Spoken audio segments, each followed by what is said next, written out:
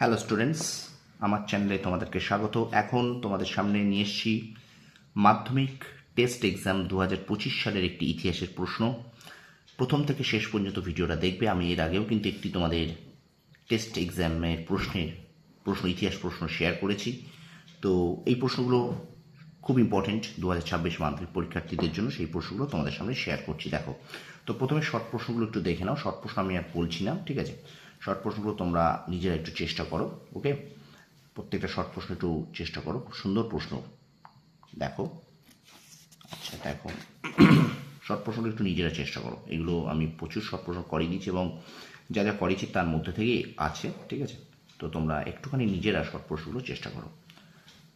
তো এখানে আমি আলোচনা করব 2 নম্বর, 4 নম্বর এবং 8 নম্বরের প্রশ্ন কী কী আছে সেগুলো নিয়ে, ঠিক আছে? 2, 4, 8 নিয়ে আমরা সাধারণত আমি আলোচনা করব তোমাদের, ঠিক আছে? 2, 4 এবং 8। তো চলো দেখে নিই আমরা 2 নম্বরে কী কী প্রশ্ন এখানে আছে। দেখো, বলছে 2টি বা 3টি বাক্যে নিম্নলিখিত প্রশ্নের উত্তর দাও। 11×22। প্রথম প্রশ্ন বলেছে, দেখো, সামরিক ইতিহাস চর্চার গুরুত্ব লেখো। 3.2 আত্মজীবনী ও স্মৃতিকথা বলতে কী বোঝো? 3.3 প্রাচ্য পাশ্চাত্য দ্বন্দ্ব বলতে কী বোঝো? 3.4 মধুসূদন গুপ্ত স্মরণীয় কেন? 3.5 মুন্ডা বিদ্রোহের প্রধান লক্ষ্য কী ছিল? 3.6 দক্ষিণ পশ্চিম সীমান্ত এজেন্সি বলতে কী বোঝো? 3.7 হিন্দু মেলা কবে কারা প্রতিষ্ঠা করেন? 3.8 ইলবার্ট বিল কি? 3.9 IACS প্রতিষ্ঠার উদ্দেশ্য কী ছিল? 3.10 ঔপনিবেশিক শিক্ষার 2টি ত্রুটির উল্লেখ করো। আচ্ছা, এবার চলো আমরা চলে যাচ্ছি 3.11। 3.11 দেখো, কে কবে ভারতে শ্রমজীবী সংঘ প্রতিষ্ঠা করেন? আচ্ছা, 3.12 মিরাট ষড়যন্ত্র মামলা কি? 3.13 বঙ্গভঙ্গ বিরোধী স্বদেশী ও বয়কট আন্দোলনে অংশগ্রহণ করেছিলেন এমন 4 জন নারীর নাম লেখো। 3.14 রশিদ আলী দিবস কেন পালিত হয়েছিল? 3.15 ভাষাভিত্তিক প্রদেশ কমিশন 1948 কেন গঠিত হয়েছিল?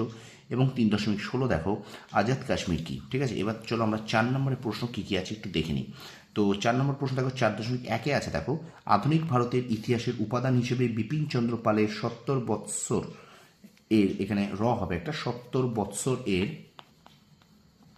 70 বৎসরের গুরুত্ব লেখো। এটা কিন্তু কমন, আমার মানে 4 নম্বর যা দিয়েছিলাম। স্বামী বিবেকানন্দের নব্য বেদান্তবাদের মূল বক্তব্য কী ছিল? এটাও কিন্তু কমন। আচ্ছা, এই প্রশ্নটা কিন্তু একটু আনকমন প্রশ্ন, দারুণ প্রশ্ন। এটা কিন্তু অনেক ইম্পর্টেন্ট এবারের জন্য আমার মনে হচ্ছে। বিদ্রোহ, অভ্যুত্থান, বিপ্লব, এই 3 ধরনের ধারণার পার্থক্যগুলি একটি করে উদাহরণ ব্যাখ্যা করো, ঠিক আছে? আচ্ছা, ভারত সভার উদ্দেশ্য কার্যাবলী আলোচনা করো। ভীষণ সোজা। 4.5 দেখো, বাংলার ছাপাখানা বিকাশে উপেন্দ্র কিশোর রায়চৌধুরীর ভূমিকা মূল্যায়ন করো। 4.6 বঙ্গভঙ্গ বিরোধী আন্দোলনের সময় শ্রমিক শ্রেণীর ভূমিকা কীরূপ ছিল? আচ্ছা, 4.7 দেখো, সশস্ত্র বিপ্লবী আন্দোলনে নারীদের যোগদানের চরিত্র বিশ্লেষণ করো। আর 4.8 দিল্লি চুক্তি। ওকে, আচ্ছা, এবার তাকে দেখো, যে বিভাগ আছে, অর্থাৎ 1.18 নম্বরের যে প্রশ্ন, অর্থাৎ একটাই লিখতে হয়, 3টে থাকে, ঠিক আছে? তো দেখো কী কী আছে এখানে, 3টে প্রশ্ন। দেখো, সাঁওতাল বিদ্রোহের প্রধান কারণ কি? এই বিদ্রোহের গুরুত্ব নির্ণয় করো। আচ্ছা, 5.2 জাতীয়তাবোধ বিকাশে বঙ্কিমচন্দ্রের আনন্দমঠ এবং স্বামী বিবেকানন্দের বর্তমান ভারত সম্পর্কে লেখো। আর শেষ প্রশ্ন দেখো, বাংলায় নমঃশূদ্র আন্দোলনের সংক্ষিপ্ত বিবরণ দাও, ঠিক আছে? তো এই ছিল তোমাদের মাধ্যমিক টেস্ট 2025 সালের ইতিহাসে একটি স্কুলের প্রশ্ন আমি তোমাদের সামনে শেয়ার করলাম। তো তোমরাও একটু তোমার বন্ধুদের মাঝে শেয়ার করো। আর প্রত্যেকটা প্রশ্ন কিন্তু সত্যি খুব গুরুত্বপূর্ণ। এই প্রশ্নগুলো তোমরা অবশ্যই কিন্তু রেডি রাখো। আমার কিন্তু সাজেশন থেকে এই প্রশ্নগুলো সবাই কমন পেয়েছে, ঠিক আছে? তো তোমরা অবশ্যই প্রশ্নগুলোকে একটু রেডি রাখো, কারণ আমি আশা করি এই প্রশ্নগুলো কিন্তু আগামী 2026 মাধ্যমিক পরীক্ষার জন্য কিন্তু খুব খুব ইম্পর্টেন্ট, ঠিক আছে? ভিডিওটা ভালো লাগলে অবশ্যই লাইক করো, কমেন্ট করো, শেয়ার করো। আর আমার চ্যানেলে নতুন হলে অবশ্যই চ্যানেলটাকে সাবস্ক্রাইব করো আর পাশ থেকে বেল আইকনে প্রেস করে রাখো। তোমরা সফল হও, তোমাদের সাফল্য কামনা করি। ধন্যবাদ।